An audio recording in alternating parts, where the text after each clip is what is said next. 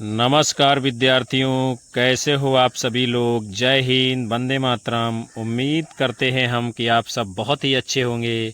आप लोग विजिट कर चुके हो दीपक लक्ष्य एजुकेशनल चैनल के ऊपर, जहां पर निरंतर आप सभी लोगों के लक्ष्य को ध्यान में रखकर जो है कक्षाएं दी जाती हैं। आप सभी के बीच आज हम पुनः जो है उपस्थित हुए हैं प्रवक्ता भर्ती चयन परीक्षा 2005 हिंदी विषय के मॉडल पेपर को लेकर के, जहां पर हम लोग जो है पूरे 125 प्रश्नों को आज के इस सेशन में देखने वाले हैं। आप सभी से निवेदन है कि यदि आप में से कोई पहली बार आया है तो चैनल को सब्सक्राइब कर लीजिए, बेल आइकन दबाना बिल्कुल भी मत भूलना, जिससे आपको भी आने वाली कक्षाओं का नोटिफिकेशन समय समय पर मिलता रहेगा। और पूरे धैर्य को बना करके, संयम को बना करके सेशन में बने रहिएगा, तभी आप जो है पूरे जो है 125 प्रश्नों का लाभ उठा पाएंगे। तो सेशन की शुरुआत करने से पहले आप सभी लोग एक बार कक्षा को लाइक, कमेंट कर शेयर कर दीजिए। और हम शुरुआत करते हैं आज के बहुत ही महत्वपूर्ण पहले प्रश्न के साथ में। किस कवि की सतसई पर हिंदी का प्रसिद्ध मंगला प्रसाद पारितोषिक प्रदान किया गया है? बिहारी, मतीराम, दुलारे लाल भार्गव, वियोगी हरि। फटाफट से आप लोगों को विद्यार्थियों अपना उत्तर करना है। किस कवि की सतसई पर हिंदी का प्रसिद्ध जो है मंगला प्रसाद पारितोषिक पुरस्कार प्रदान किया गया है? तो इस क्वेश्चन के लिए आप सभी का यदि विद्यार्थियों जवाब आ रहा है विकल्प 4 वियोगी हर, तो राइट माना जाएगा। इन्होंने जो सतसई रचना लिखी है उसके ऊपर मंगला प्रसाद पारितोषिक पुरस्कार दिया गया है। आप सभी लोगों को कमेंट बॉक्स में बताना है कि इनकी जो रचना है सतसई की उसका नाम क्या है। फिर अगला क्वेश्चन है, उड्डयनम का संधि विच्छेद होगा? उत्धन डयनम, उद्धन डयनम, उड्धन अयनम, उड्धन डयनम। तो आप लोगों को बताना है उड्डयनम का संधि विच्छेद क्या होगा।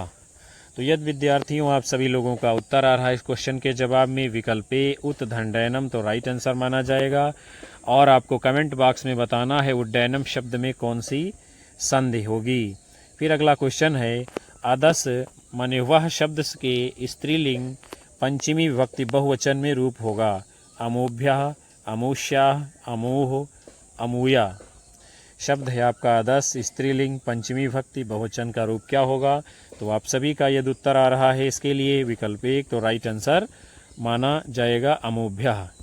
फिर हम लोग अगले क्वेश्चन को देखेंगे, वो स्त्री जिसका पति परदेश से आने वाला हो के लिए एक शब्द है? आगत पतिका, प्रवस्थित पतिका, प्रोषित पतिका, आगमिष्यत पतिका। तो वह स्त्री जिसका पति परदेश से आने वाला हो उसे क्या कहते हैं? आप सब ने उत्तर दिया है विकल्प 4, तो राइट माना जाएगा आगमिष्यत पतिका। फिर अगला क्वेश्चन है, वकील किस भाषा का शब्द है? फारसी, अरबी, तुर्की, पुर्तगाली। किस भाषा का शब्द है वकील आपका? तो यदि आप सभी ने अपना उत्तर चुना है विद्यार्थियों विकल्प 2 फारसी, तो राइट माना जाएगा, यानी वकील ये जो है अरबी भाषा का शब्द है। फिर हम लोग जो है अगले क्वेश्चन की ओर बढ़ते हैं। सट्टक है, क्या है सट्टक?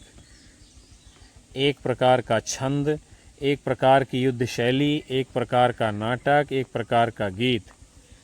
तो क्या होगा इसका उत्तर? आप सभी ने चुना है यदि विकल्प 3, एक प्रकार का नाटक है ये सट्टक। फिर आगे बढ़ेंगे, अगला क्वेश्चन है, कस्तूरी कुंडल बशय आत्मकथा है, यानी किसकी है? शीला झुनझुनवाला की, मैत्रेयी पुष्पा की, कुसुम अंचल की, गोपाल प्रसाद व्यास की। कस्तूरी कुंडल बशय किसकी है आत्मकथा? तो आप सभी का यदि आंसर आ रहा है विकल्प 2 मैत्रेयी पुष्पा, तो राइट जवाब होगा। फिर उसके बाद में आपका अगला क्वेश्चन है, कृष्णा सोबती द्वारा लिखित संस्मरण कृति है हम हसमत स्मृतियों का शुक्ल पक्ष, सुधियाँ उस चंदन के वन की, संस्मरण और श्रद्धांजलियाँ। कौन सा है संस्मरण इनमें से कृष्णा सोबती जी का? तो आप सभी ने आंसर किया है अपना विकल्प एक हम हसमत, तो राइट जवाब माना जाएगा। ये कृष्णा सोबती जी का संस्मरण है। फिर अगला क्वेश्चन है, निबंध संग्रह शब्दिता के निबंधकार हैं विवेकी राय, निर्मल वर्मा, धर्मवीर भारती, विद्यानिवास मिश्र। किसका है निबंध संग्रह शब्दिता? तो आप सभी का यह जवाब आ रहा है विकल्प 3 धर्मवीर भारती, तो राइट जवाब होगा। फिर आगे बढ़ते हैं, अगले क्रम में क्वेश्चन है, अलंकेश पर्यायवाची शब्द है बादल का, कल्प वृक्ष का, कुबेर का, चपला का। किसका है अलंकेश पर्यायवाची शब्द? तो आप सभी ने अपना उत्तर किया है विद्यार्थियों विकल्प 3 कुबेर, तो राइट आंसर माना जाएगा। फिर आगे बढ़ते हैं, अगला क्वेश्चन है, अनभिज्ञ शब्द का विलोम है भिज्ञ, आज्ञ, अभिज्ञ, अतिभिज्ञ। तो अनभिज्ञ जो आपका शब्द है उसका विलोम क्या होगा? आपका उत्तर है विकल्प 3 यदि आया है तो राइट आंसर माना जाएगा। अनभिज्ञ का विलोम क्या होगा? अभिज्ञ। फिर आगे बढ़ेंगे, अगला क्वेश्चन है, नी धातु के लंग लकार मध्यम पुरुष एक वचन में रूप होगा अनयम, अनयन, अनयत, अनयः। नी धातु के लंग लकार मध्यम पुरुष एक वचन में आपका रूप कौन सा होगा विद्यार्थियों? तो आप सभी का जवाब आ रहा है विकल्प 4 अनयः, तो जो है राइट आंसर माना जाएगा। फिर आगे बढ़ेंगे, आप सभी लोगों का अगला क्वेश्चन है, निराला की साहित्य साधना आलोचना कृति के कितने भाग हैं? 2, 1, 3, 4। कितने भागों में है निराला की साहित्य साधना आलोचना कृति? तो आप सभी ने अपना जवाब चुना है विद्यार्थियों यदि विकल्प 3, तो राइट माना जाएगा। यानी निराला की साहित्य साधना या आलोचना कृति कितने भागों में है? 3 भागों में है। और आप लोगों को कमेंट बॉक्स में बताना है कि निराला की साहित्य साधना आलोचना कृति किसने लिखा है। फिर अगला क्वेश्चन है, तुमुन प्रत्यय का प्रयोग किस अर्थ में होता है? चाहिए के लिए, योग्य के लिए, करके। जो तुमुन प्रत्यय है इसका प्रयोग किस अर्थ में होता है? तो आप सभी का यह जवाब आ रहा है विद्यार्थियों इस प्रश्न के लिए विकल्प 3 के लिए, तो राइट आंसर होगा। फिर आगे बढ़ेंगे, अगला क्वेश्चन है आप लोगों का, संस्कार शब्द में किस उपसर्ग का प्रयोग हुआ है? सम, सन, समस, संस। तो आप सब जानते हो संस्कार शब्द में कौन सा उपसर्ग है। आप सभी ने अपना आंसर चुना है विकल्प 1 सम, तो राइट जवाब माना जाएगा। फिर आप सभी का अगला क्वेश्चन है, गांव के चारों ओर जल है, यानी उपयुक्त में से कौन सा संस्कृत अनुवाद सही होगा? ग्रामम परितः जलम अस्ति, ग्रामस्य परितः जलम अस्ति, ग्रामस्य चहुदिशासु जलम अस्ति, ग्रामस्य चहुदिशासु जलम अस्ति। तो गांव के चारों ओर जल है, इसके लिए सही अनुवाद कौन सा होगा? आप सभी ने यदि अपना आंसर चुना है विद्यार्थियों विकल्प 1, राइट माना जाएगा। ग्रामम परितः जलम अस्ति, गांव के चारों ओर जल है। फिर अगला क्वेश्चन है, सुधन आगतम बराबर स्वागतम, इस संधि में कौन सा सूत्र किस संधि का लगा हुआ है? अकः सवर्णे दीर्घा, आद गुणः, इको यणचि, वृद्धि रेचि। तो सुधनागतम बराबर स्वागतम, यानी इसमें कौन सी संधि है? जब आपको संधि पता होगी तभी आपको सूत्र पता चलेगा इसमें कौन सा सूत्र लगा हुआ है। तो आप सभी का जवाब आ रहा है विद्यार्थियों विकल्प 3, तो राइट माना जाएगा। स्वागतम शब्द में कौन सी यण संधि है और इसका सूत्र क्या है? इको यणचि। फिर आप सभी का अगला क्वेश्चन है, स्तोह इश्चुना इश्चुः सूत्र के अनुसार इश्चुत्व संधि का निम्नलिखित में से कौन सा उदाहरण सही है? रामस धन चिनोति बराबर रामस चिनोति, रामस धन टीकते बराबर रामस टीकते, रामस धन षष्ठा बराबर रामस षष्ठा। उपयुक्त में से कोई नहीं।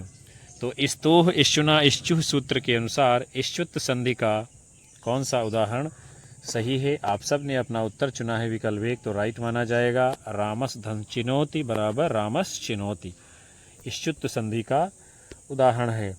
फिर आपका अगला क्वेश्चन है, आचार्य भरत मुनि के बाद रस निष्पत्ति को लेकर मुख्य रूप से जिन विद्वानों ने रस के विषय में अपने विचार प्रस्तुत किए हैं उनका सही क्रम कौन सा है। आप लोगों को बताना है विद्यार्थियों इसका सही उत्तर कौन सा होगा।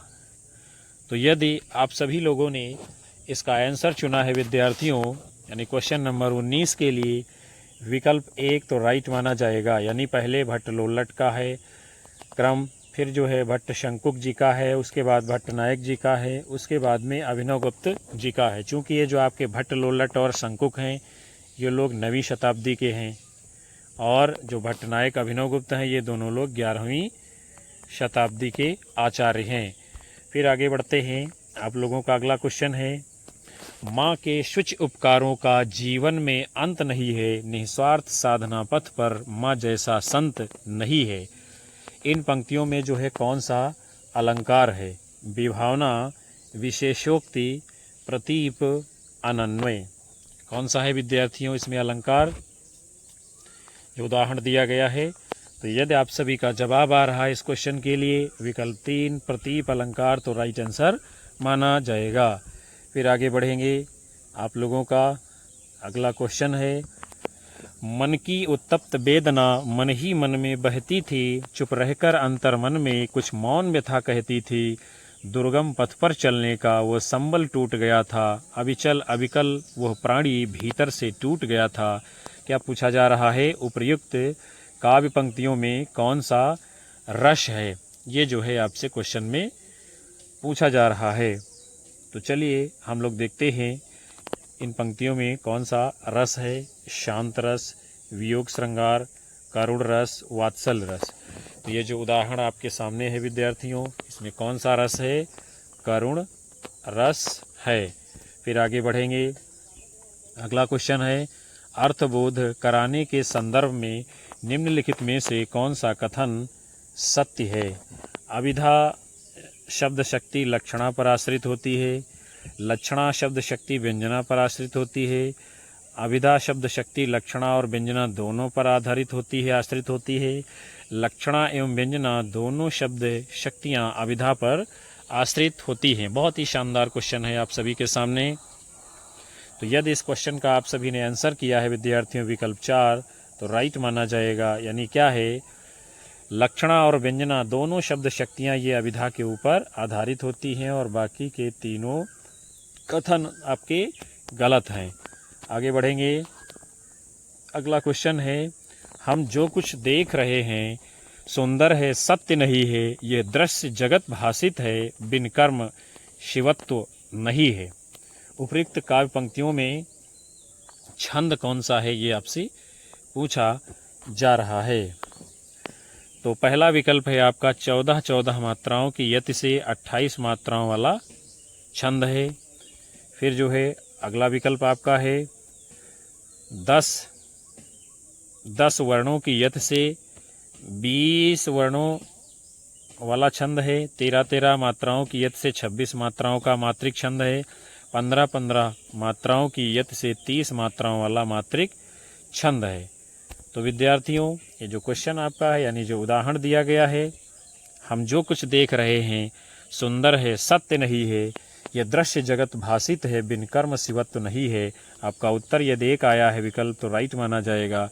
14 मात्राओं की यति से 28 मात्राओं वाला ये मात्रिक छंद होगा। फिर आगे बढ़ेंगे, आपका अगला क्वेश्चन है, जब द्रास बटालिक टाइगर हिल की सीमा लगी गरजने लरजने, जब शहादत लेते हिमगिर की चट्टाने लगी गरजने, तब जाग उठे ये शेर बबर पौरुष हुंकार उठा था, मातृभूमि की बलवेदी पर लहू पुकार उठा था। उपयुक्त काव्य पंक्तियों में कौन सा काव्य गुण व्यंजित हो रहा है। तो काव्य पंक्तियाँ तो आपने ऊपर देखी ही हैं, इसमें पूछा जा रहा कौन सा काव्य गुण होगा। माधुर्य, ओज, प्रसाद और उपयुक्त तीनों। तो आप सभी लोगों को जो है उपयुक्त काव्य पंक्तियों को पढ़ने से सुनने से लग गया होगा इनमें से कौन सा आपका अलंकार होगा, तो सॉरी माफ़ करिएगा काव्य गुण होगा। तो यदि आप सभी का उत्तर आ रहा है विद्यार्थियों विकल्प 2 ओज गुण तो राइट आंसर माना जाएगा। फिर हम लोग आगे बढ़ेंगे, आपका अगला क्वेश्चन है, कंकण कुड़ित रणित नूपुर थे, हिलते थे छाती पर हार। मुखरित था कलरव गीतों में, स्वर लय का होता अभिसार। बिछड़े तेरे सब आलिंगन, पुलक स्पर्श का पता नहीं। मधुबन चुंबर का तरताएं, आज न मुझको सता रही। इसमें क्या पूछा जा रहा है, यानी कौन सा काव्य दोष है वो आपको बताना है इन काव्य पंक्तियों में। तो चलिए देखते हैं हम लोग इन काव्य पंक्तियों में कौन सा दोष पूछा जा रहा है काव्य का। काल दोष, वचन दोष, लिंग दोष, च्युत संस्कृत दोष। तो क्या होगा विद्यार्थियों आप सभी का उत्तर? यदि आप सबने अपना जवाब दिया है इस क्वेश्चन के लिए विकल्प 2 वचन दोष, तो राइट आंसर माना जाएगा। यानी जो काव्य पंक्तियां हैं इसमें कौन सा दोष है आपका? वचन दोष। फिर हम सभी लोग आगे बढ़ेंगे। अगला आपका क्वेश्चन है, निम्नलिखित में से भाषा की प्रमुख प्रकृति कौन सी है? सरलता से क्लिष्टता की ओर, जटिलता से सरलता की ओर, भावों से विचारों की ओर, विचारों से भावों की ओर। इसमें से एक आंसर सही है भाषा के विषय में। तो आप सभी का विद्यार्थियों यदि जवाब आ रहा है विकल्प 2 तो राइट आंसर माना जाएगा। यानी भाषा की प्रकृति कैसी होती है? जटिलता से सरलता की ओर। जब भाषा आप कोई भी सीखेंगे तो सबसे पहले आपको कठिनाई होगी, फिर धीरे धीरे सरलता होनी शुरू हो जाएगी जैसे जैसे आप सीखते चले जाएंगे। फिर अगला क्वेश्चन है, चरणदास चोर किसकी नाट्य कृति है? मुद्रा राक्षस, बलराज पंडित, हबीब तनवीर और नागबोडस। किसकी रचना है चरणदास चोर? तो आप सभी का विद्यार्थियों यदि क्वेश्चन के लिए आंसर आ रहा है विकल्प 3 तो राइट माना जाएगा। हबीब तनवीर की रचना है चरणदास चोर। फिर आगे बढ़ेंगे। अगला क्वेश्चन है, निम्नलिखित में से कौन सी रचना लघुत्रयी में नहीं आती है? रघुवंश, कुमार संभव, मेघदूत, ऋतु संहार। क्या होगा सही आंसर? आप लोगों को फटाफट से करना है। इनमें से कौन सी रचना लघुत्रयी में नहीं आती है? तो यदि आप लोगों का उत्तर आ रहा है विद्यार्थियों इस क्वेश्चन के लिए विकल्प 4 ऋतु संहार, तो राइट माना जाएगा। ये लघुत्रयी में नहीं आती है। और बाकी रघुवंश, कुमार संभव, मेघदूत ये सभी लघुत्रयी के अंतर्गत आने वाली रचनाएं हैं। और ये समस्त रचनाएं किसकी हैं? कालिदास जी की।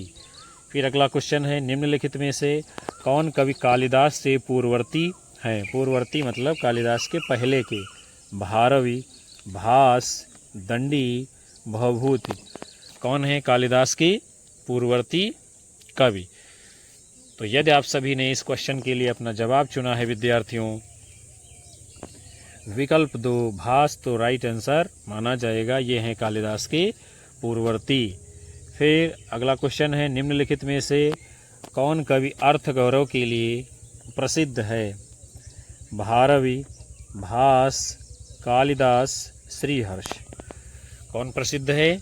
आप सभी का जवाब आ रहा है विकल्प 1 तो राइट आंसर माना जाएगा। भारवे अर्थ गौरव, इनके विषय में यह उक्ति प्रचलित है। यानी अर्थ गौरव के लिए भारव जी प्रसिद्ध हैं।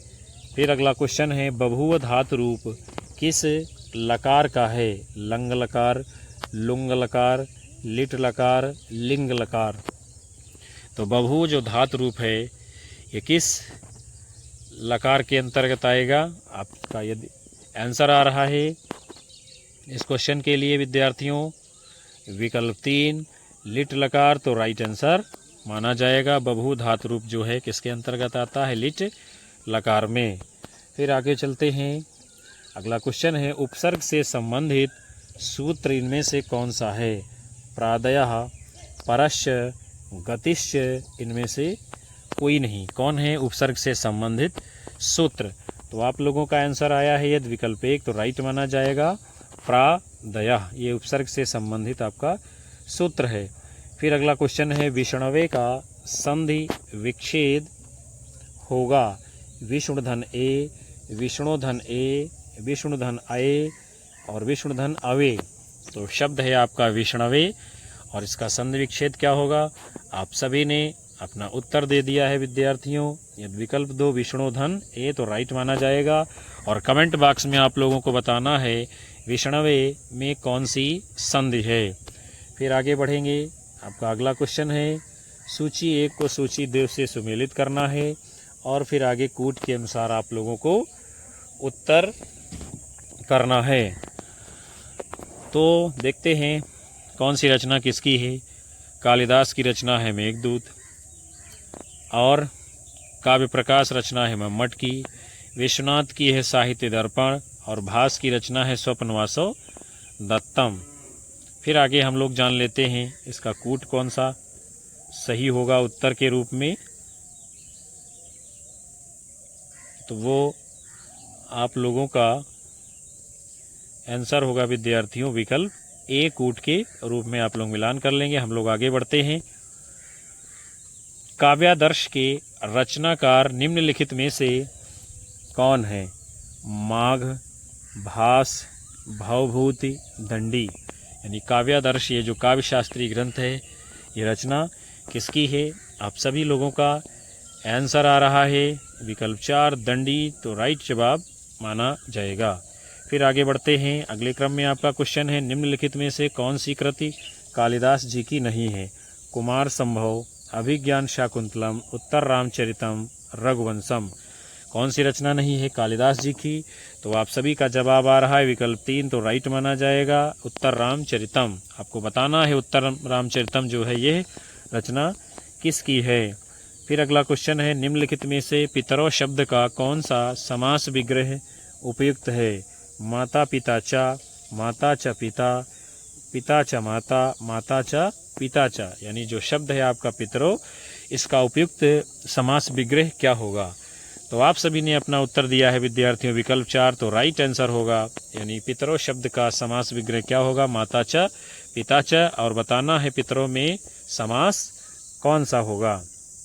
फिर अगला क्वेश्चन है, लोट लकार का प्रयोग किस अर्थ में होता है? भूतकाल के लिए, वर्तमान काल के लिए, आज्ञा व आशीर्वाद के लिए, चाहिए के अर्थ में।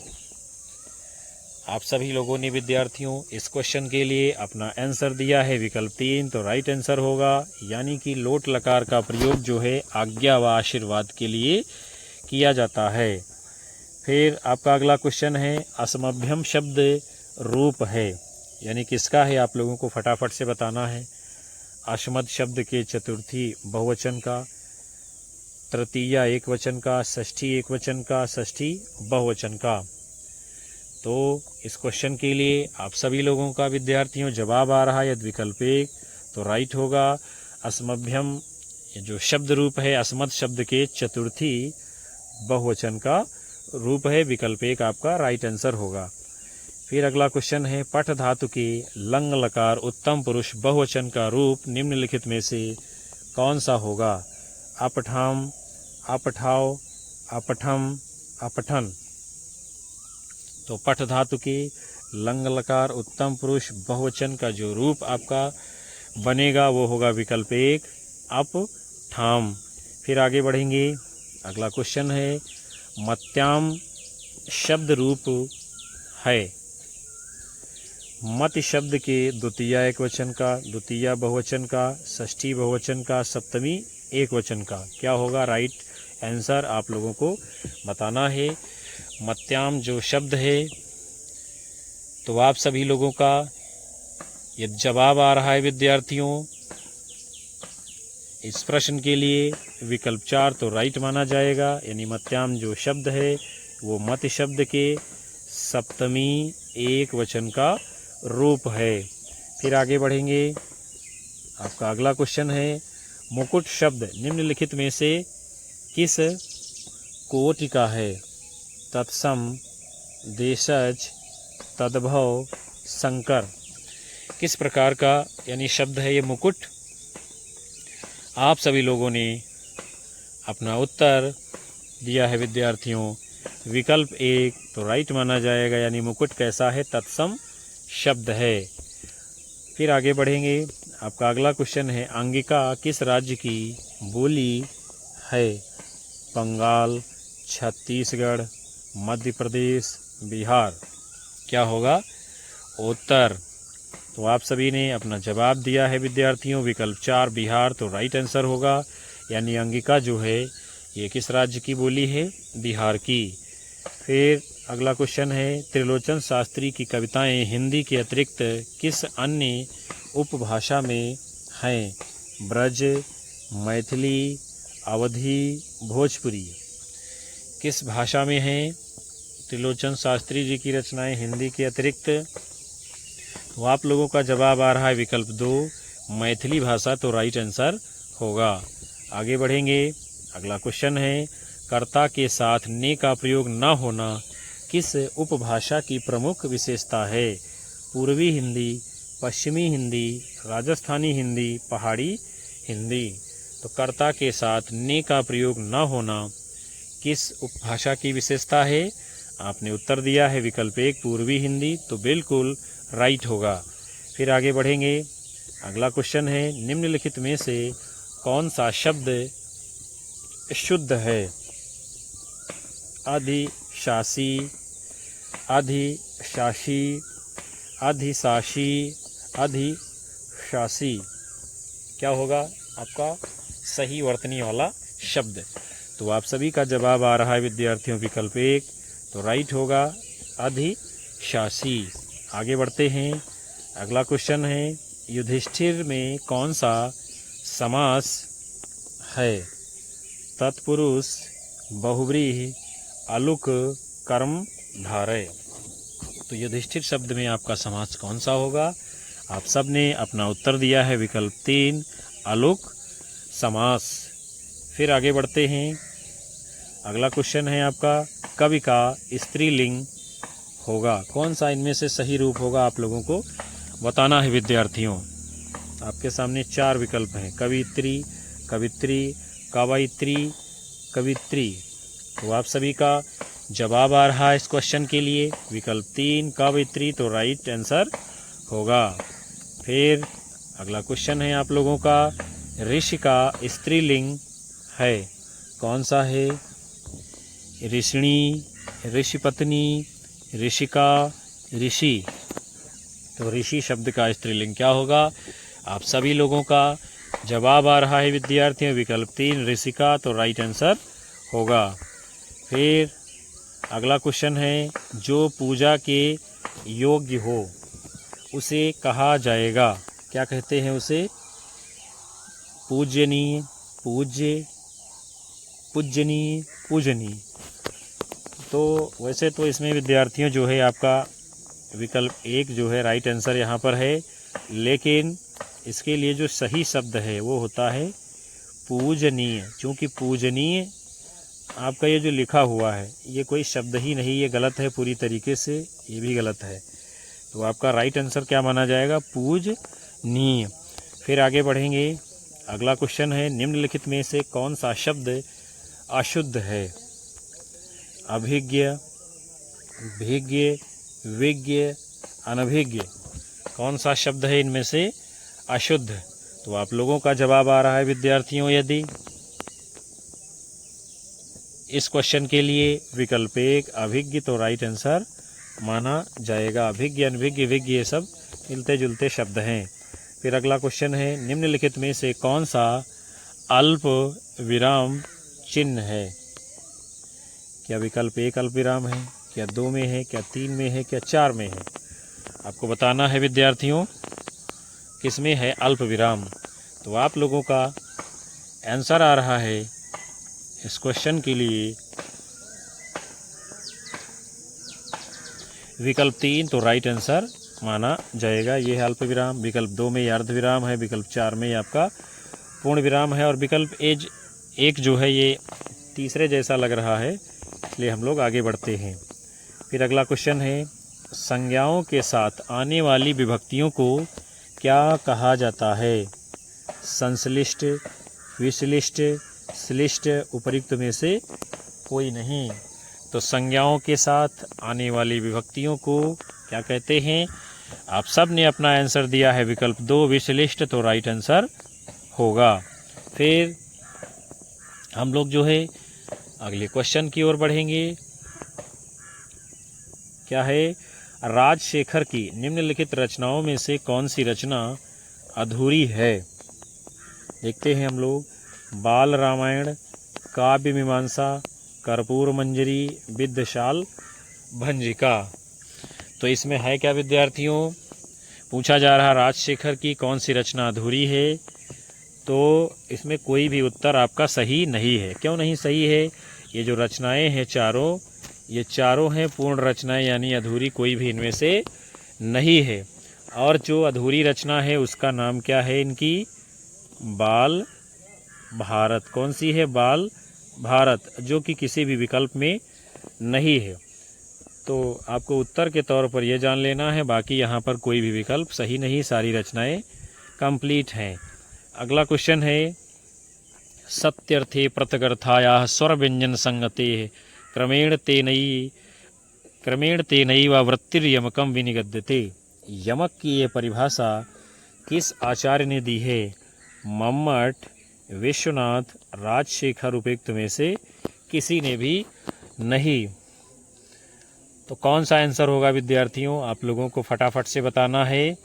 सत्यर्थे प्रत्यगर्थायाः स्वर व्यंजन संगते क्रमेण तेनैव वृत्तिर्यमकं विनिगद्यते। आप सभी का उत्तर आ रहा है। इस प्रश्न के जवाब के लिए विकल्प 2 आचार्य विश्वनाथ तो राइट आंसर माना जाएगा। ये परिभाषा यमक अलंकार की किसकी है? आचार्य विश्वनाथ जी की। फिर आगे बढ़ेंगे। अगला क्वेश्चन है, हिंदी भाषा में वचन कितने प्रकार के होते हैं? 3, 2, 4, 5। तो आप सभी का जवाब आ रहा है इस क्वेश्चन के लिए। विकल्प 2 तो राइट आंसर माना जाएगा। यानी हिंदी भाषा में 2 वचन होते हैं, एक वचन और बहुवचन। आपको बताना है संस्कृत भाषा में 3 वचन कौन कौन से होते हैं। फिर अगला क्वेश्चन है, लिंग की दृष्टि से दही क्या है? स्त्रीलिंग, पुल्लिंग, नपुंसकलिंग, उभयलिंग। किस में आएगा आपका दही लिंग की दृष्टि से? तो आप सभी ने अपना आंसर दिया है विद्यार्थियों, विकल्प 2 तो राइट आंसर माना जाएगा। दही खट्टा होता है। बहुत लोग दही को जो है स्त्रीलिंग मानते हैं, दही खट्टी है। आपको ऐसे ही सुनने, पढ़ने, लिखने, देखने से ही लगता होगा दही खट्टा होता है कि दही खट्टी होती है। तो खट्टी मतलब गलत हो गया, यानी वो पुल्लिंग है। फिर अगला क्वेश्चन है आपका, वर्तनी की दृष्टि से कौन सा शब्द सही है? ज्योत्सना, ज्योत्सना, ज्योतिषना, ज्योतसना। कौन सी सही वर्तनी है? तो आप सभी का यह जवाब आ रहा है विद्यार्थियों, विकल्प 2 ज्योत्सना तो राइट आंसर माना जाएगा। और बाकी सारे इसके रूप जो है पूरी तरीके से गलत हैं। फिर अगला क्वेश्चन है, वर्तनी की दृष्टि से कौन सा शब्द सही है? फटाफट से बताना है। सन्यासी, सन्यासी, सन्यासी, सन्यासी। तो जो सही वर्तनी वाला आपका शब्द है, आप सभी ने अपना आंसर चुना है विकल्प 1 सन्यासी तो राइट आंसर होगा। फिर आगे बढ़ेंगे। अगला क्वेश्चन है, जिसका कोई शत्रु पैदा ही नहीं हुआ हो उसे कहते हैं? आजान बाहु, अजात शत्रु, अज्ञात शत्रु, अजात पूर्व। तो जिसका कोई शत्रु पैदा ही न हुआ हो उसके लिए क्या होगा? आप सभी का उत्तर आ रहा है विकल्प 2 आजात शत्रु तो राइट आंसर होगा। और आजान बाहु उसे कहते हैं जिसकी भुजाएं घुटनों तक लंबी होती हैं। अगला क्वेश्चन है, कृतज्ञ का विलोम क्या है? कठिन, कृपण, कृतघ्न, करुण। तो क्या होगा आपका कृतज्ञ का विलोम? आप सब ने अपना आंसर चुना है विकल्प 3 कृतघ्न तो राइट आंसर होगा। कृतज्ञ का विलोम कृतघ्न होता है। फिर अगला क्वेश्चन है, निम्नलिखित में से कौन सा शब्द बादल का पर्यायवाची नहीं है? जलद, नीरद, वारिधि, मेघ। कौन सा नहीं है बादल का पर्यायवाची? तो आप सब ने अपना उत्तर दिया है विकल्प 3 तो राइट आंसर माना जाएगा। ये जो है बादल का पर्यायवाची नहीं है। जलद, नीरद, मेघ ये बादल के पर्यायवाची हैं। और वारिध किसका होता है? समुद्र का पर्यायवाची। फिर अगला क्वेश्चन है, कौन सा वाक्य सही है? बैल और बकरी घास चरती हैं, बैल और बकरी घास चरते हैं, बैल और बकरी घास चरता है, बैल और बकरी घास चरती है। तो आपको लग गया होगा इनमें से कौन सा वाक्य आपकी नज़र में पढ़ने सुनने देखने में सही लग रहा है। तो यदि आप सभी का इस क्वेश्चन के लिए आंसर आ रहा विद्यार्थियों विकल्प 2 तो राइट माना जाएगा। बैल और बकरी घास चरते हैं। फिर आगे बढ़ेंगे। अगला क्वेश्चन है, उसने कहा कि मैं घर जाऊंगा, किस तरह का वाक्य है? सरल वाक्य, संयुक्त वाक्य, मिश्र वाक्य, प्रश्नवाचक वाक्य। क्या होगा आपका सही उत्तर? तो उसने कहा कि मैं घर जाऊंगा, ये किस प्रकार का वाक्य है? आप सभी का जवाब आ रहा है विकल्प 3 मिश्र वाक्य। तो राइट आंसर होगा जो है। फिर आगे बढ़ेंगे, अगले क्वेश्चन को देखते हैं। कादंबरी किसकी रचना है? कालिदास, बाणभट्ट, भवभूति, भास। किसकी रचना है कादंबरी? तो आप सभी का इस क्वेश्चन के लिए जवाब आ रहा विकल्प 2 बाणभट्ट। तो राइट आंसर माना जाएगा। फिर आगे बढ़ेंगे। अगला क्वेश्चन है, वाक्यम रसात्मकम काव्यम किसका कथन है?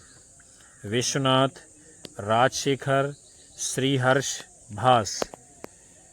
इस क्वेश्चन के लिए आप सभी लोगों का आंसर आ रहा विकल्प 1 विश्वनाथ। तो राइट आंसर माना जाएगा। वाक्यम रसात्मकम ये परिभाषा किसकी है? आचार्य विश्वनाथ जी की। फिर अगले क्रम में आपका क्वेश्चन है, निम्नलिखित कृतियों में से कौन सी भारव के द्वारा रचित है? शिशुपाल वध, कुमार संभव, किरातार्जुनीयम, नैषधि चरितम। कौन सी रचना है भारव की?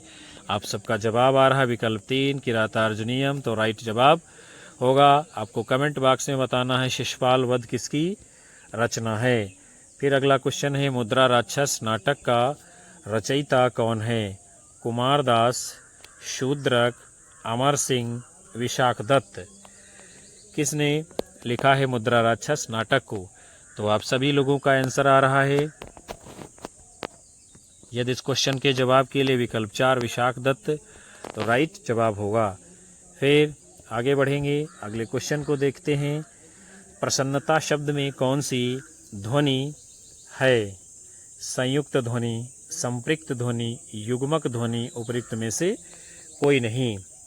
इस क्वेश्चन के लिए आप सभी ने अपना उत्तर चुना है विद्यार्थियों विकल्प 3। तो राइट होगा। प्रसन्नता शब्द में कौन सी ध्वनि है? युग्मक ध्वनि। फिर आगे बढ़ेंगे, अगला क्वेश्चन है, निम्नलिखित में से कौन सा शब्द स्त्रीलिंग है?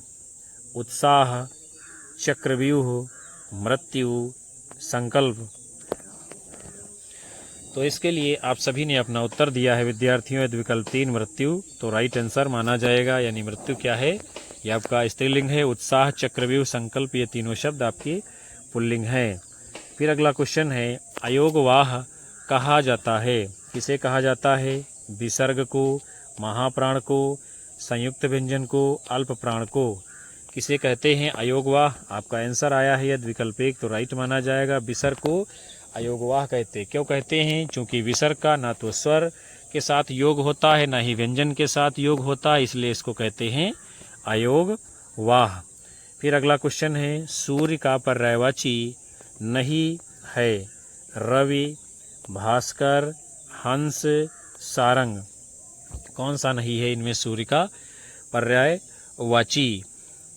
तो इसके लिए आप सभी ने अपना उत्तर यह चुना है विद्यार्थियों इस क्वेश्चन के जवाब के लिए विकल्प 4 सारंग। तो राइट आंसर माना जाएगा। रवि, भास्कर, हंस ये तीनों सूर्य के पर्यायवाची हैं। फिर अगला क्वेश्चन है, अंतरंग शब्द का सही विलोम होगा? बहुरंग, बहिरंग, सबरंग, कुरंग। क्या होगा अंतरंग का सही विलोम? तो यदि आप लोगों ने अपना उत्तर दिया इस क्वेश्चन के लिए विकल्प 2 बहिरंग, तो राइट आंसर माना जाएगा। फिर हम लोग अगले क्वेश्चन को देखते हैं। शब्द युग्म पर्यंत और पर्यंक के सही अर्थ भेद का चयन कीजिए। यानी क्या होगा पर्यंत और पर्यंक का अर्थ? तक, कीचड़, तक, पलंग, पर्याप्त पलंग, समग्र, पीड़क। तो आप सभी लोगों का इस क्वेश्चन के लिए विद्यार्थियों यदि आंसर आ रहा है विकल्प 2 तो राइट माना जाएगा। इसमें जो पर्यंत है उसका अर्थ होता है तक और जो पर्यंक है इसका अर्थ होता है पलंग। फिर आगे बढ़ते हैं, अगला क्वेश्चन है भूषण बिनु न विराजी कविता वनिता मित्त। ये कथन किसका है? तुलसीदास, भिखारीदास, केशवदास, मतिराम। किसका ये कथन है? तो आप सभी लोगों का विद्यार्थियों उत्तर आ रहा है विकल्प 3 आचार्य केशवदास, तो राइट जवाब माना जाएगा। फिर अगला क्वेश्चन है आचार्य देव ने किस भाव को 34वां संचारी भाव कहा है? छल, स्मृति, पुलक, रोमांच। आचार्य देव ने किस भाव को 34वां संचारी भाव कहा है? इसके लिए आपका जवाब आ रहा है विकल्प 1 छल, तो राइट उत्तर माना जाएगा। फिर अगले क्वेश्चन को देखते हैं। एको रसः करुणयो किस कवि की उक्ति है? यानी करुण को ही एकमात्र रस किसने माना है? कालिदास, बाणभट्ट, भवभूति, माघ। तो आप सभी लोगों का आंसर आ रहा है विद्यार्थियों विकल्प 3 भवभूति, तो राइट जवाब होगा। इन्होंने करुण को ही एकमात्र रस माना है। फिर अगला सवाल है आपका चरण कमल बंदो हरिराई में कौन सा अलंकार है? उपमा, उत्प्रेक्षा, रूपक, श्लेष। चरण कमल बंदो हरि राई, इसमें कौन सा अलंकार है? फटाफट से आप लोगों को आंसर करना है। तो यदि आप लोगों का जवाब आ रहा है इस क्वेश्चन के लिए विकल्प 3 रूपक अलंकार, तो बिल्कुल सही जवाब होगा। फिर आगे देखते हैं। सिंधु सेज पर धरा वधु अब तनिक संकुचित बैठी सी, इस अवतरण में कौन सी शब्द शक्ति है? अभिधा, व्यंजना, तात्पर्य, लक्षणा। तात्पर्य कोई होती ही नहीं है शब्द शक्ति, आपको 3 में ही अपना आंसर करना है। तो इस क्वेश्चन के लिए आप सभी लोगों ने यदि अपना उत्तर विद्यार्थियों चुना है विकल्प 2 व्यंजना शब्द शक्ति, तो राइट माना जाएगा। फिर उसके बाद में अगला प्रश्न है किस तिथि को हिंदी को राजभाषा बनाने का निर्णय लिया गया? 15 अगस्त 1947, 26 जनवरी 1950, 14 सितंबर 1949, 14 सितंबर 1950। कौन सा है उत्तर? किस तिथि को हिंदी को राजभाषा बनाने का निर्णय लिया गया है? तो आप सबने इस क्वेश्चन के लिए अपना उत्तर चुना है विकल्प 3 14 सितंबर 1949, तो राइट आंसर होगा। इसी दिन जो है राजभाषा दिवस भी मनाया जाता है। फिर अगला क्वेश्चन है हिंदी वर्णमाला में वर्ण है, यानी टोटल वर्णों के बारे में पूछा जा रहा है। 50, 52, 54, 55। तो हिंदी वर्णमाला में कितने हैं वर्ण? आप सभी के आंसर आ रहे हैं यदि विद्यार्थियों विकल्प 2 यानी 52 वर्ण, तो राइट जवाब होगा। फिर आगे बढ़ेंगे। अगला क्वेश्चन है संकर शब्द का अर्थ है तत्सम शब्द, तद्भव शब्द, विदेशी शब्द, दो भाषाओं के शब्दों से मिलकर बने हुए शब्द। तो इस क्वेश्चन के लिए आप सभी लोगों का यदि उत्तर आया है विद्यार्थियों विकल्प 4, तो राइट होगा। संकर शब्द उसे कहते हैं जो दो भाषाओं के मिश्रण से बनते हैं, जैसे कि रेलगाड़ी। तो रेल जो है इंग्लिश का शब्द है और गाड़ी आपका हिंदी का है, दो भाषाओं के मिश्रण से बना है। ऐसे ही आपके शब्द हैं बम वर्षा। बम इंग्लिश का है, वर्षा आपका संस्कृत का शब्द है। फिर अगला क्वेश्चन है आपका जिन शब्दों की व्युत्पत्ति का पता नहीं चलता है उन्हें कहा जाता है तत्सम, तद्भव, देशज, संकर। इस क्वेश्चन के लिए आप सभी लोग विद्यार्थियों उत्तर किए हैं यदि विकल्प 3, तो बिल्कुल सही उत्तर होगा। जिन शब्दों की व्युत्पत्ति का पता नहीं चलता है उन्हें देशज शब्द कहते हैं, यानी वो अपने देश में ही पहले से आम बोलचाल में प्रचलित होते हैं। फिर अगला क्वेश्चन है भक्ति काल की समय सीमा क्या है? संवत 1275 से 1700 तक, संवत 1275 से संवत 1800 तक, संवत 1375 से 1850 तक, उपयुक्त में से कोई नहीं। कौन सा उत्तर होगा इस क्वेश्चन के लिए? आप सभी का यदि जवाब आ रहा है विद्यार्थियों विकल्प 4 उपयुक्त में से कोई नहीं, तो राइट उत्तर होगा। आप लोगों को कमेंट बॉक्स में बताना है भक्ति काल की समय सीमा कब से कब तक मानी गई है। फिर अगला क्वेश्चन है, ज्ञान मार्गी शाखा के कवियों को किस नाम से पुकारा जाता है? सिद्ध कवि, नाथपंथी कवि, भक्त कवि, संत कवि। आप सभी लोगों ने इस क्वेश्चन का आंसर दिया है विद्यार्थियों विकल्प 4, तो बिल्कुल सही होगा। ज्ञान मार्गी शाखा के कवियों को संत कवि भी कहते हैं। उसके बाद में आपका अगला क्वेश्चन है, जायसी किस काव्यधारा के कवि हैं? ज्ञान मार्गी काव्यधारा, प्रेमाख्यानक काव्यधारा, नाथपंथी काव्यधारा, रासक काव्यधारा। तो आप सभी लोगों का उत्तर आ गया होगा। यदि जवाब दिया है विकल्प 2 तो बिल्कुल सही होगा। मलिक मोहम्मद जायसी जी या सूफी प्रेमाख्यानक काव्यधारा के प्रमुख प्रवर्तक कवि माने जाते हैं। अगला क्वेश्चन है, पद्मावत किसके रचनाकार का नाम है? यानी पद्मावत ये जो महाकाव्य है इसके रचनाकार कौन है? अमीर खुसरो, अब्दुल रहमान, मोहम्मद इकबाल, मलिक मोहम्मद जायसी। तो किसकी रचना है पद्मावत? आप सभी लोगों ने अपना उत्तर दिया है विद्यार्थियों। यदि विकल्प 4 मलिक मोहम्मद जायसी तो राइट आंसर होगा। पद्मावत, अखरावट, आखिरी कलाम, चित्ररेखा, कहरनामा, मसलानामा ये सभी रचनाएं मलिक मोहम्मद जायसी जी की हैं।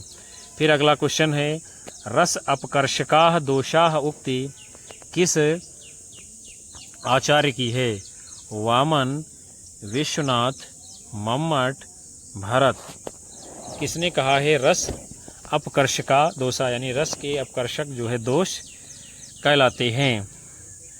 तो इस क्वेश्चन के लिए विद्यार्थियों आप सभी ने यदि अपना उत्तर दिया है विकल्प 3 मम्मट तो राइट जवाब होगा। फिर आगे बढ़ेंगे, अगले क्वेश्चन को देखते हैं। कीरति भनित भूति भल सोई, सुर सरिसम सब कहाँ हित होई। उपयुक्त पंक्तियों में तुलसीदास ने किस काव्य प्रयोजन को महत्व दिया है? कीर्ति की प्राप्ति, स्वांतः सुखाए, लोक मंगल, अर्थ प्राप्ति। ये जो काव्य पंक्तियां हैं इसमें तुलसीदास जी ने किस काव्य प्रयोजन को महत्व दिया है? इसके जवाब में आप सभी लोगों ने अपना आंसर चुना है विद्यार्थियों। यदि विकल्प 3 लोक मंगल तो बिल्कुल राइट आंसर होगा। फिर आगे बढ़ेंगे, अगला क्वेश्चन है, मुख कमल समीप सजे थे, दो किसलय दल पुरैन के। उपयुक्त पंक्तियों में कौन सा अलंकार है? रूपक, अतिशयोक्ति, उत्प्रेक्षा, उपमा। कौन सा अलंकार है विद्यार्थियों? फटाफट से आपको उत्तर करना है। मुख कमल समीप सजे थे, दो किसलय दल पुरैन के। इसके लिए आप सभी लोगों का उत्तर आ रहा है यदि विकल्प 1 रूपक अलंकार तो बिल्कुल राइट जवाब होगा। फिर आप सभी का अगला क्वेश्चन है, रीति संप्रदाय से संबंधित काव्य शास्त्रीय ग्रंथ है? काव्यालंकार सूत्र, काव्यालंकार, काव्यालंकार सूत्रवृत्ति, काव्यादर्श। तो रीति संप्रदाय से संबंधित जो आपका इसमें ग्रंथ है उसका नाम है विकल्प 1 आंसर होगा काव्यालंकार सूत्र। ये ग्रंथ किसका है आप लोगों को कमेंट बॉक्स में उत्तर लिख करके बताना है। अगला क्वेश्चन है, घनाक्षरी शब्द है किस प्रकार का है? मात्रिक, वर्णिक, आक्षरिक, इनमें से कोई नहीं। तो आप सभी का विद्यार्थियों यदि उत्तर आ रहा है इस क्वेश्चन के लिए विकल्प 2 तो बिल्कुल सही माना जाएगा। अर्थात जो घनाक्षरी है ये आपका वर्णिक छंद है, इसमें वर्ण गिने जाते हैं। फिर अगला क्वेश्चन है, आचार्य भरत के अनुसार गुण होते हैं। ये क्वेश्चन बहुत ही महत्वपूर्ण है, बार बार पूछा गया है परीक्षा में आपकी। तो भरत मुनि के अनुसार काव्य गुण कितने इन्होंने माने हैं? आप सभी लोगों ने अपना जवाब दिया है विकल्प 2, यानी काव्य गुणों की संख्या मानी है कितनी? 10। फिर अगला क्वेश्चन है, भाव शांति, भाव संधि, भाव सबलता का संबंध भाव के किस भेद से है? अनुभाव, स्थायी भाव, विभाव, संचारी भाव। तो भाव शांति, भाव संधि और भाव सबलता का संबंध किससे है? आप सभी लोगों का इस क्वेश्चन के लिए जवाब आ रहा है विकल्प 4 संचारी भाव। तो बिल्कुल राइट आंसर माना जाएगा। फिर आगे बढ़ते हैं, अगले क्वेश्चन को देखते हैं। चिर जीवो जोरी जुरे क्यों न स्नेह गंभीर को घटिए वृषभानुजा वे हलधर के वीर। उपरिक्त दोहे में कौन सी शब्द शक्ति है? अभिधा, लक्षणा, व्यंजना, उपर्युक्त सभी। तो इस उदाहरण में कौन सी शब्द शक्ति है विद्यार्थियों? आप सभी ने अपना जवाब दिया है विकल्प 3 व्यंजना शब्द शक्ति, तो बिल्कुल राइट आंसर माना जाएगा। फिर ये जो आपका उदाहरण दिया गया है विद्यार्थियों, इसमें अलंकार कौन सा है? तो वो है आपका श्लेष अलंकार। अगले क्वेश्चन को देखते हैं। बघेली बोली का संबंध किस उपभाषा से है? राजस्थानी, पूर्वी हिंदी, बिहारी, पश्चिमी हिंदी। तो बघेली ये किस उपभाषा के अंतर्गत आती है? आपका उत्तर आया है विकल्प 2 पूर्वी हिंदी, तो बिल्कुल सही होगा।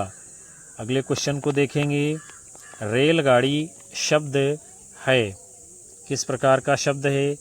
तद्भव, विदेशी, देशज, संकर।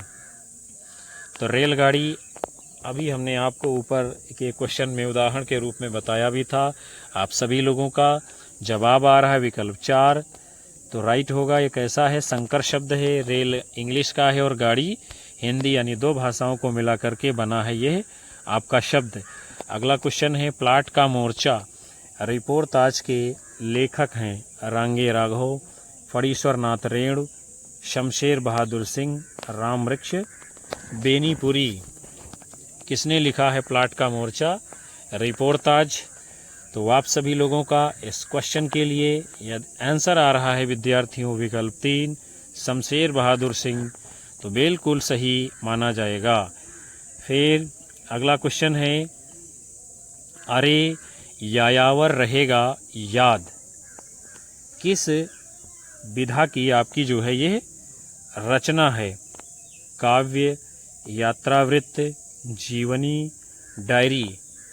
किस विधा की रचना है? अरे यायावर रहेगा याद। तो आप सभी का विद्यार्थियों यदि आंसर आ रहा है इसके लिए विकल्प 2 यात्रा वृत्तांत, तो राइट माना जाएगा। यानी अरे यायावर रहेगा याद ये यात्रा वृत्तांत विधा की रचना है। उसके बाद में आपका अगला क्वेश्चन है। हिंदी के काव्य भाषा परक समीक्षक का नाम है? विजय देवनारायण शाही, डॉक्टर रघुवंश, नेमिचंद्र जैन, रामस्वरूप चतुर्वेदी। तो हिंदी के जो आपके काव्य भाषा परक समीक्षक हैं उनका नाम क्या है?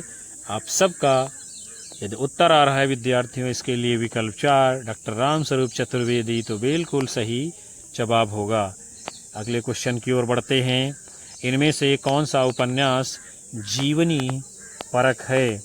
खंजन नयन, मृग नयनी, आपका बंटी, कलकथा वाया बाईपास। कौन सा है इनमें से उपन्यास जो जीवनी परक है? तो आप सभी का विद्यार्थियों ये जवाब आ रहा है इसके लिए विकल्प 1 खंजन नयन, तो राइट आंसर होगा।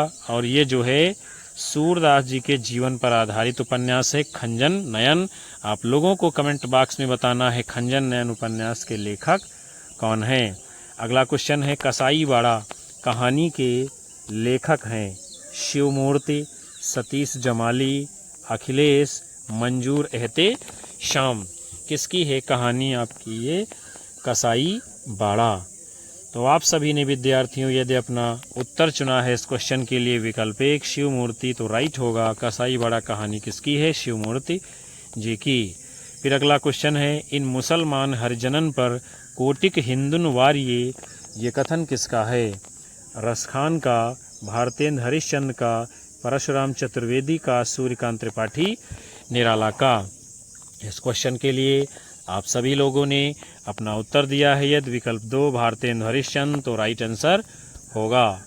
फिर अगला क्वेश्चन है आपका। संवेदनात्मक ज्ञान और ज्ञानात्मक संवेदन सूत्र के प्रयोक्ता हैं रमेश कुंतल मेघ, विजय देवनारायण शाही, गजानन माधव मुक्तिबोध, मनोहर श्याम जोशी। तो संवेदनात्मक ज्ञान और ज्ञानात्मक संवेदन सूत्र के प्रयोक्ता कौन हैं? आप सभी लोगों का यदि उत्तर आ रहा है विकल्प 3 गजानन माधव मुक्तिबोध, तो राइट आंसर होगा। फिर आगे बढ़ते हैं। अगला क्वेश्चन है आप लोगों का, अपभ्रंश का वाल्मीकि किसे कहा जाता है? आपके विकल्प हैं पुष्पदंत, धनपाल, शालिभद्र सूर्य, स्वयंभू। किसको कहा जाता है अपभ्रंश का वाल्मीकि? तो आप सभी लोगों ने यदि अपना उत्तर दिया है विकल्प 4 स्वयंभू, तो बिल्कुल सही जवाब इस क्वेश्चन के लिए होगा। फिर अगले क्रम की ओर बढ़ते हैं। आपका क्वेश्चन है, किस विद्वान ने हिंदी साहित्य के प्रारंभिक काल को वीर गाथा काल नाम दिया है? जॉर्ज ग्रियर्सन, आचार्य रामचंद्र शुक्ल, राहुल सांकृत्यायन, डॉक्टर राम कुमार वर्मा। किसने कहा है आदिकाल को यानी वीर गाथा काल नाम? तो आप सभी लोगों ने अपना आंसर सही दिया होगा। यदि विकल्प 2 आचार्य रामचंद्र शुक्ल, तो बिल्कुल राइट जवाब होगा। फिर आप लोगों का अगला क्वेश्चन है, चंद बरदाई किसके दरबारी कवि थे? महाराज हमीर के, महाराज भीषल देव के, महाराणा प्रताप के, महाराज पृथ्वीराज चौहान के। तो चंद बरदाई किसके दरबार में रहते थे? आप सभी लोगों ने इस क्वेश्चन के लिए अपना आंसर दे दिया है विकल्प 4, तो राइट होगा पृथ्वीराज चौहान। फिर हम सभी लोग अगले क्रम की ओर बढ़ते हैं। आपका क्वेश्चन है, पृथ्वीराज रासो किस कवि की रचना है?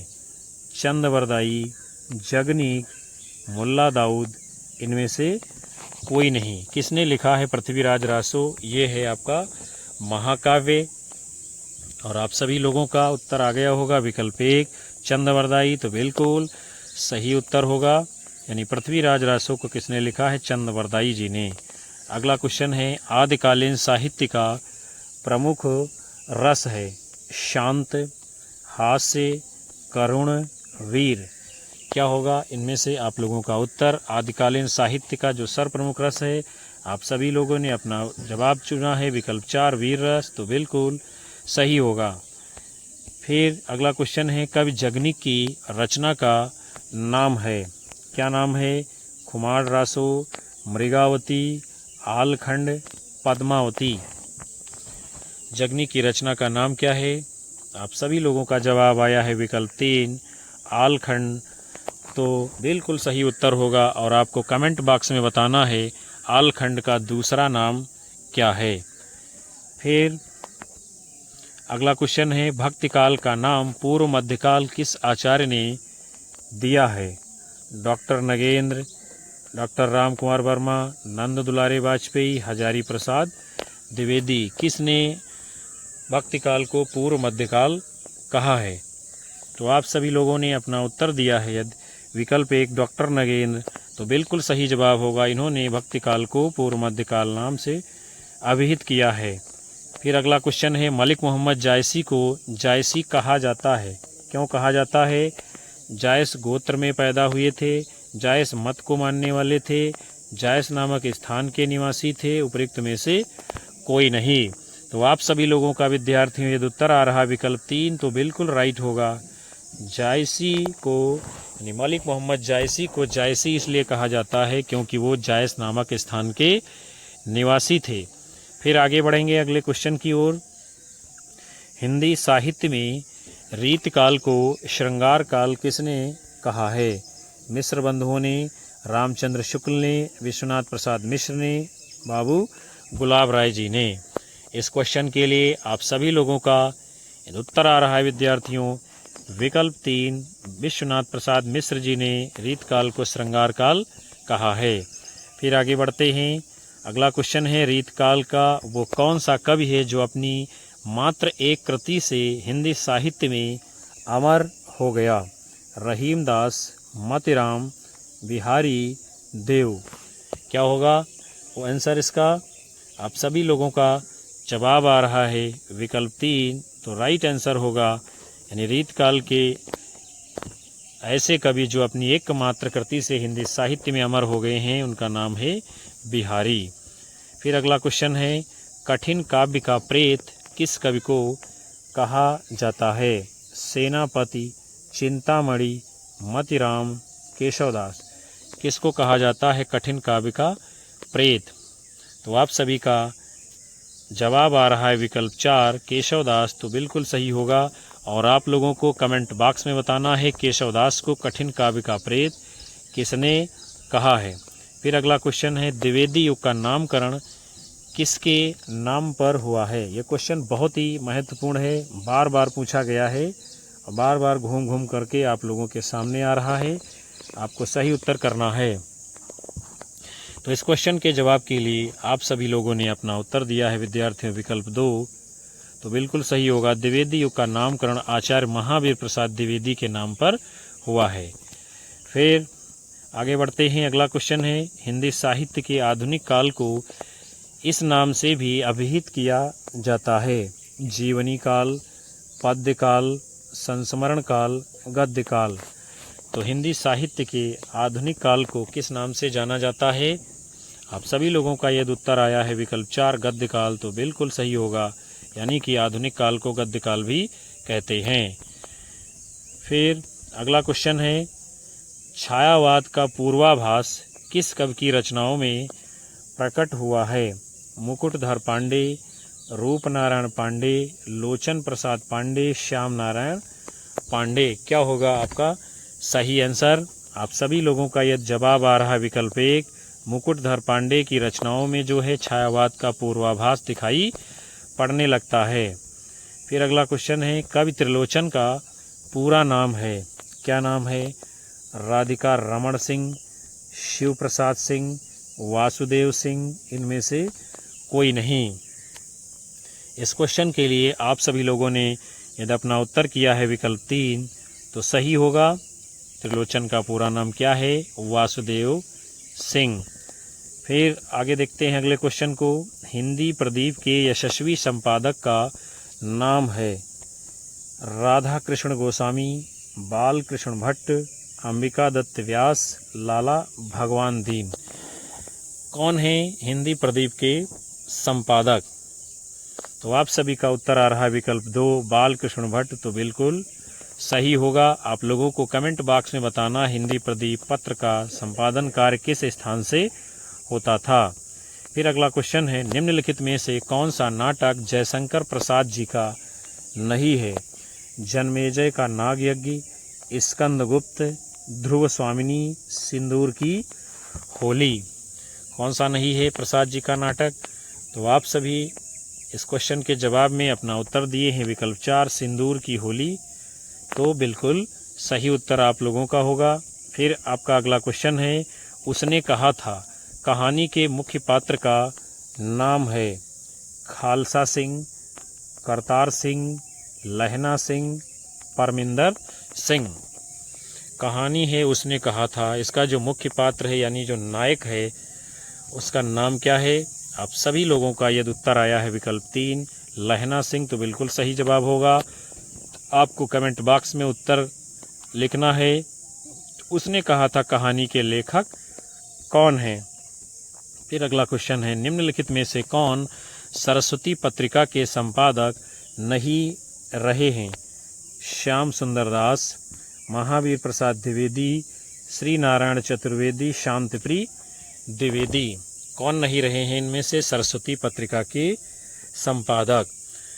तो इस क्वेश्चन के लिए आप सभी लोगों का जवाब आया है विकल्प 4 शांतिप्रिय द्विवेदी, तो सही होगा। इन्होंने कभी भी सरस्वती पत्रिका का संपादन कार्य नहीं किया है और महावीर प्रसाद द्विवेदी, श्याम सुंदर दास, श्री नारायण चतुर्वेदी ये लोग इसके संपादक रहे हैं।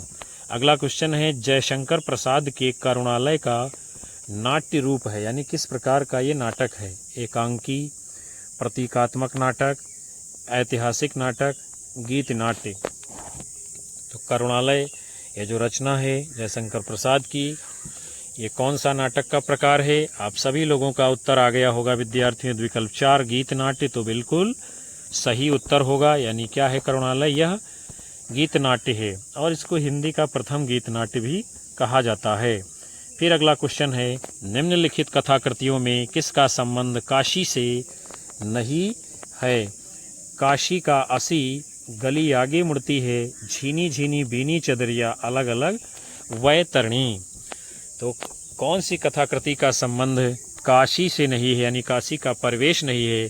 तो आप सब ने अपना उत्तर चुना है विद्यार्थियों विकल्प 4 अलग अलग वैतरणी। तो बिल्कुल राइट आंसर माना जाएगा। और काशी काशी गली आगे मुड़ती है, झीनी झीनी बीनी चदरिया, इन तीनों का संबंध काशी से है।